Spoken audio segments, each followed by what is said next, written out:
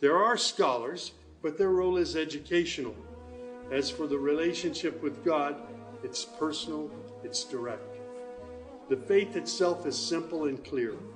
It's summed up in just 6 points.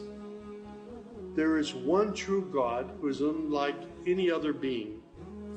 He is neither born, nor does he give birth. He has neither spouse nor offspring. Nothing is comparable to him. He's all-powerful. He knows everything perfectly. He is the most merciful. Secondly, a belief in angels who are indeed the servants of God. They obey God's bidding and they do whatever they're commanded to do.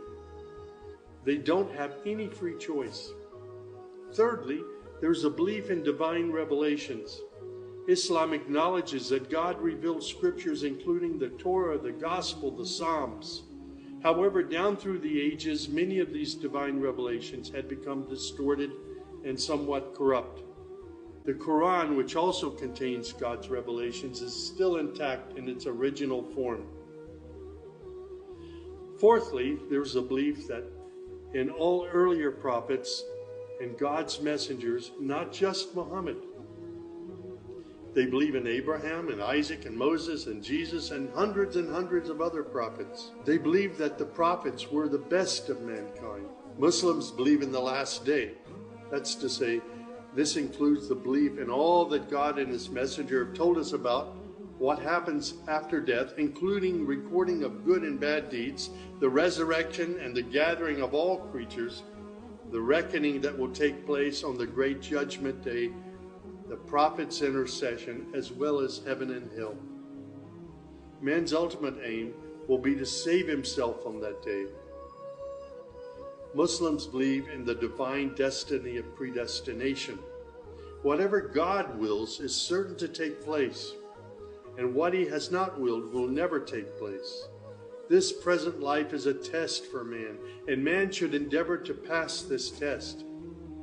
These tenets of faith appeared to me entirely consistent with human nature. And then I asked, how can one become a Muslim? My search showed me that one needs to fulfill 5 specific duties, which are called the pillars of Islam.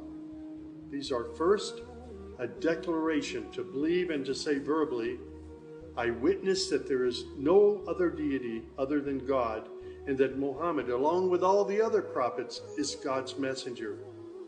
Prayer is an important part of a Muslim's life. Muslims seek to maintain the 5 daily prayers. These are spread out over the day and night. Thirdly, there's the zakat. 2.5% of one's property is an obligatory charity, provided that one owns more than a certain threshold and holds it for a year. Then there's fasting. Fasting is an important part of the Muslim's life. Muslims fast throughout the month of Ramadan. They do this every year, abstaining from all food, drink, and sex, from dawn till sunset. One must also refrain from futile arguments and quarrels and forbidden things.